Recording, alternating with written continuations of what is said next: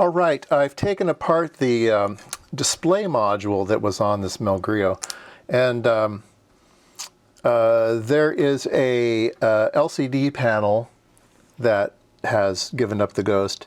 This is fancier than I thought it was originally.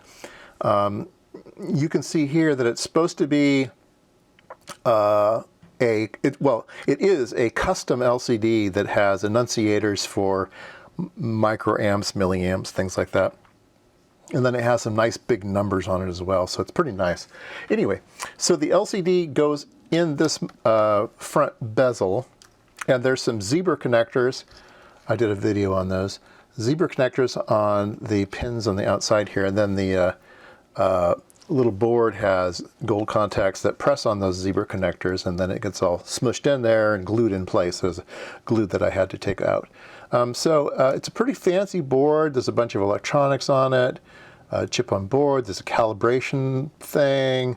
Yeah, so it's pretty fancy module. I don't know if it's custom or not. Maybe it is. Probably is for this. It's probably custom. And then sandwiched between the two, so this goes here and this goes here, then there's room between the display and this board because the zebra connectors stand it off, right? So there's room in there, and then this thing is shoved in there like a so. And this is the backlight, okay? So this is that funny thing with all the fiber optics. And so all of these glass fibers come down to a place here where they're all kind of just smushed together, and they all come in and create this warped backlight. And then there's a reflective piece that's put on the back here to reflect light in one direction, so all the light comes out this side here, nice and uniform, right? So it is goes over here to this weird connector that holds all the fiber optics together. And the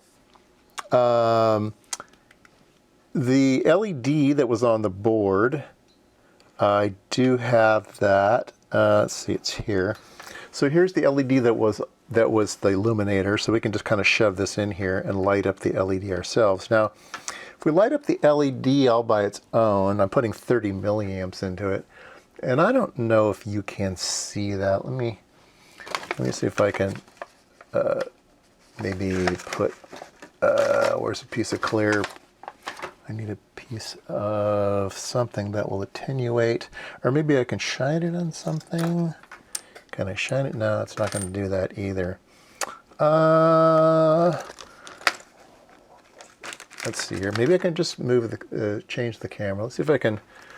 What I want to show you is that there's actually 2 LEDs in this package. That's about as good as I get. There you can just see it. There's 2 LEDs in this package, not 1. So that's a little bit odd. Anyway, we'll put that in here, and now the light will come out over here. Let me turn the room lights off. And there you can see the backlight, and it's not very uniform. It's kind of bright along this one edge, and then it does kind of diffuse in. Let's change the exposure here a bit, and you can see it's okay, but it's not great, right? I would have expected much better. Having said that, I've owned these things. They do look reasonable. So anyway, whatever. I thought I'd do a video on this weird backlight. You just do it with LEDs now. And they've gotten really good at putting in little pieces of plastic with microprisms and stuff on it, or just daubs of white ink or paint that just diffuse the light in some pattern. I used to design those, but you can put them in your CAD package, and you can design them to be spaced so that's nice and uniform. Maybe there's more dots over here and less dots over here, and you can get it diffused to be nice and uniform. Anyway, like I said, there are CAD packages that do that all for you these days. But yeah, this is the thing that we're going to have to replace, and we will do that with an OLED display. So I'll need to make a new bezel, and that new bezel will go into the front here, and it'll be cut out correctly for my from my OLED display. And you can kind of see the construction here of the unit. Boards on the bottom and the batteries on the top. I decided to not reinvent the wheel. I went on to Amazon to see what nickel metal hydride batteries cost, and I can get 8 AA nickel metal hydride batteries for $10. I think it was $9.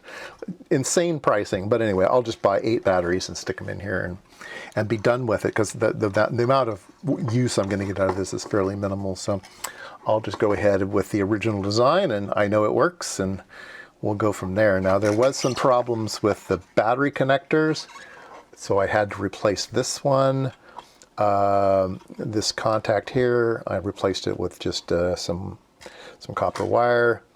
And this one here was messed up, and I just removed the grommet and just have the battery make contact with the metal piece there. And that seems to work out just fine. So I think that's all said and done now.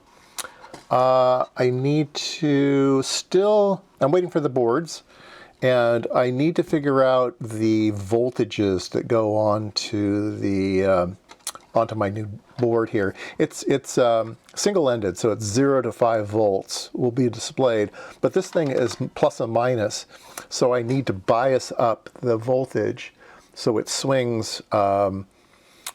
Instead of plus and minus 5, it'll swing 0 to 5, and 2.5 will be 0. And you can just do that with the resistor divider, and I'll show you that later. So that's easy to do. But anyway, yep, that was just the video today. Show you this weird fiber optic thingy.